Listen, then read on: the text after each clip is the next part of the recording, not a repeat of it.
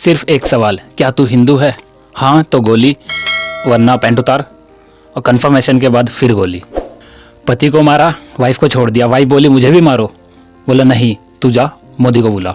जब आप दावा करते हैं कि भारत एक सुरक्षित हाथों में है, तो यही है क्या भारत? ये खून खराबा कैसे फिर? शायद उन बेकसूर परिवारों ने, उन पर्यटकों ने आज तक कभी हिंदू मुस्लिम किया ही ना हो, लेकिन उनकी सजा तो उनको मिल गई भाई जी। लश्कर-ए-तैयबा संगठन का ये हमला, पर्यटकों के दिलों में दहशत, यही है क्या नया भारत जिसे हम देखना चाहते थे? नमस्ते, आदाब, सत श्री अकाल, राम राम भाई सारे ने, क्या हाल चाल? सब ठीक ठाक, आशा करता हूँ सब बढ़िया होंगे। कश्मीर में आतंकी हमले कोई नई बात नहीं है।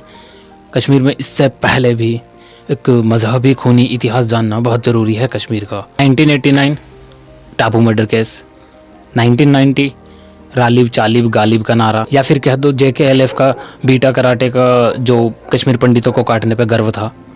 2022 150 के आसपास करीब पंडित वहाँ से काम छोड़ के चले गए डर के मारे। 2025 की पहलगांव में ताज़ा लाशों की तस्वीरें।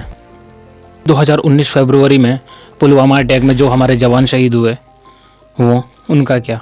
देश की सरकार से पूछना चाहता है पूरा भारत, मोदी जी से पूछना चाहता है पूरा भारत, योगी जी से पूछना चाहता है पूरा भारत, हर धर्म के रक्षक से पूरा भारत ये जानना चाहता है, हर उस बाबा से ये पूरा भारत ये जानना चाहता है, क्या यही है नया भारत?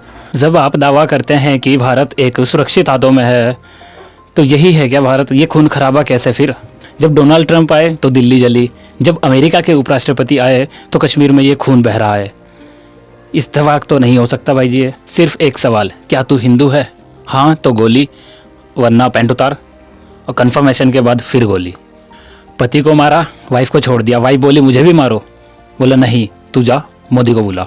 बचपन से सुनते आ रहे हैं मजहब नहीं सिखाता आपस में बैर रखना, लेकिन ये चल क्या रहा है भारत में। इतिहास के मुस्लिम शासकों ने जो क्रूरता की भारत पे, उस समय का इतिहास अब फिर दोहरा दो।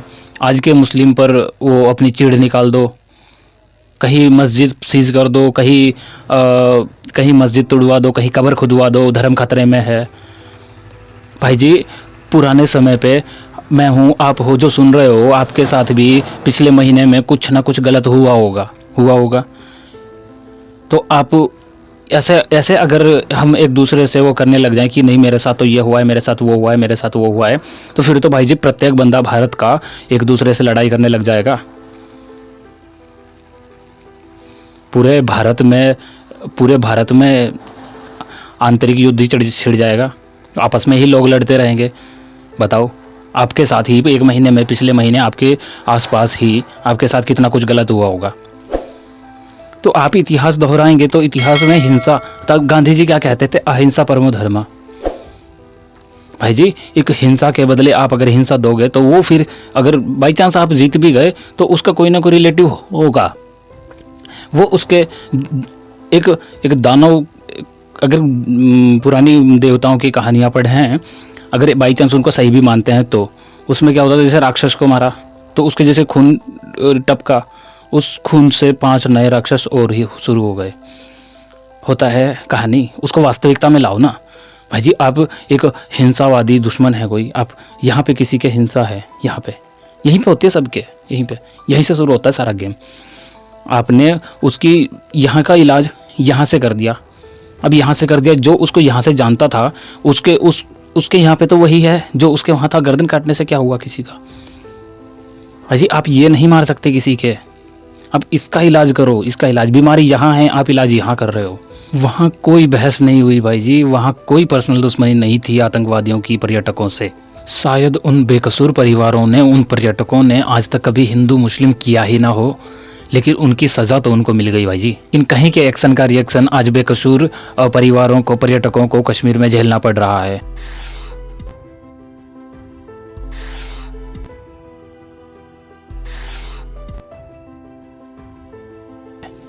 भाई जी, उन बेकसूर आम जनता का क्या कसूर था? उन्होंने तो कभी धर्म के नाम पर किसी से लड़ाई नहीं करी होगी। हर वो बंदा जो वहाँ पर कश्मीर में अपनी जान दे रहा है, जो जवान शहीद हो रहे हैं, उन्होंने तो कभी भी शायद नहीं किया हो हिंदू मुस्लिम। आज इस घटना का जो कोई भी विरोध ना करे, उस प्रत्येक बंदे पर सवाल उठाना चाहिए भाई जी, चाहे वो हिंदू हो चाहे मुस्लिम हो। मैं हर हिंदुस्तानी मुस्लिम से ये कहना चाहता हूँ कि भाई जी आवाज़ उठाओ और सुनाओ उन आतंकवादियों को कि जो धर्म के नाम पे आपने ये कत्लेआम किया है, ये उस अल्लाह की इबादत तो नहीं भाई जी। जिस कुरान में काफिर लिखा है हिंदू को, भाई जी वो उन्होंने पढ़ी भी होगी। Prophet Mohammad peace be upon him, वो भी तो संबंधित हैं मुस्लिम धर्म से, उनको क्यों नहीं जानते? अगर वो होते, वो क्या करते ये सोचो ना। वो एक लेडी वाली स्टोरी पता है, जिसमें वो कचरा फेंकती थी उनके ऊपर आते जाते, लेकिन एक बार बाई चांस नहीं फेंका उसने, तो prophet Mohammad peace be upon him गए उनको मिलने की, भाई जी आपने कचरा क्यों नहीं फेंका? तो उन्होंने, उसकी तबीयत खराब थी, उन्होंने उसका इलाज किया, उन्होंने उसका घर सफाई की, सब कुछ करके बोला मैं कल फिर आऊँगा। वो भी तो मुस्लिम धर्म से संबंधित थे, उन्होंने भी तो कुरान पढ़ी होगी भाई जी। गीता में मेंशन है अपना धर्म सर्वश्रेष्ठ है, दूसरे के धर्म से क्या मतलब? अपना धर्म सर्वश्रेष्ठ रखो।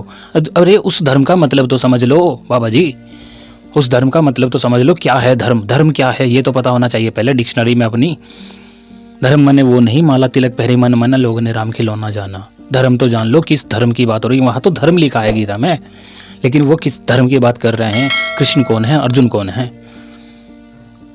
अरे भाई जी, हर पूरी दुनिया का प्रत्येक बंदा जो अपने जिंदगी से कंफ्यूज्ड है, वो प्रत्येक बंदा अर्जुन है, और उसी बंदे को कृष्ण होना है, वो है भगवत गीता।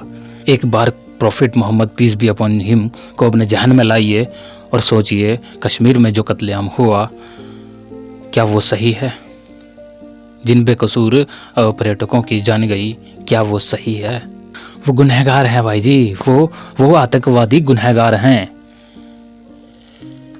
मुसलमान तो नहीं हो सकते। मजहब तो सिखाता ही नहीं है आपस में बैर रखना भाई जी, बचपन से गाते आ रहे हैं, मजहब नहीं सिखाता आपस में बैर रखना, हिंदी हैं हम वतन हैं हमारा, सारे जहां से अच्छा हिंदुस्तान हमारा। कोई कुरान कोई गीता तो सिखाती नहीं कि आप सामने वाले की जान लो। कुरान कहती है कि ये पूरी कायनात उस अल्लाह ने बनाई है, और कायनात में तो सभी आते हैं, सभी माने जो जिन आतंकवादियों ने कुरान या फिर जो भी कुछ कह के उन पर्यटकों या देशवासियों को, जो भी वहाँ पे जनता थी उसको जो भी मारा है, कत्लेआम किया, जो हमला किया है, वो भी तो उसी कायनात के हिस्से हैं। बताइए ना।